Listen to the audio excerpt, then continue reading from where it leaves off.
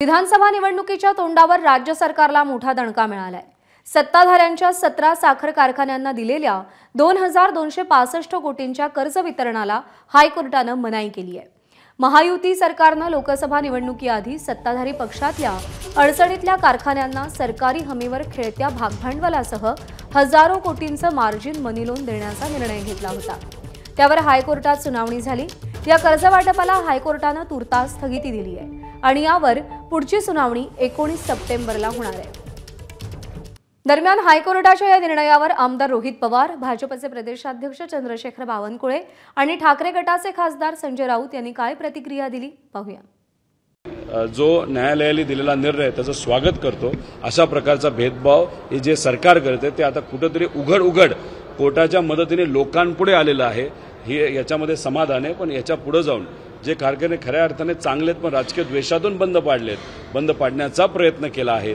आता आपले व्यक्तिगत प्रायव्हेट कारखाने नीट चालवेत म्हणून बंद काढले असे जसं अशोक बापूंचा त्यांना न्याय मिळेल अशी अपेक्षा करतो। कारखाने टिकले तर ऊस उत्पादक शेतकरी टिकतील यावर सरकार निर्णय घेत असतं। कारखान्याच्या उडवट असेट डुबण्यापेक्षा आणि ते शेतकऱ्याच्या कामात येणार नाही हे असेट, त्यापेक्षा कारखान्यांना थोडी कर्जाची हमी देऊन, थोडं कर्ज त्याला शासनाची हमी देऊन कारखाने जिवंत करण्याकरता सरकार पुढाकार घेतं। तो पुढाकार चांगलाही असतो कारण तो शेतकऱ्याचा हिताच आहे। कोर्टाने काय म्हटलं समजून घ्यावं लागेल। ज्या खटल्यांना निर्णय द्यायला पाहिजे त्याच्यावरती सुप्रीम कोर्ट निर्णय देत नाही।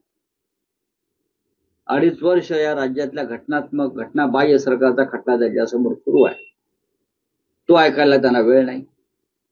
घटनाबाह्य सरकार चालवू देतात, बाकी सगळ्या विषयांवरती निर्णय देतात, भूमिका घेतात, पण ज्या राज्यात एक घटनाबाह्य सरकार चालत आहे बेकायदेशीर, त्या संदर्भात सुप्रीम कोर्टाकडे अजिबात वेळ नाही, त्यांचं काही ठरत नाही।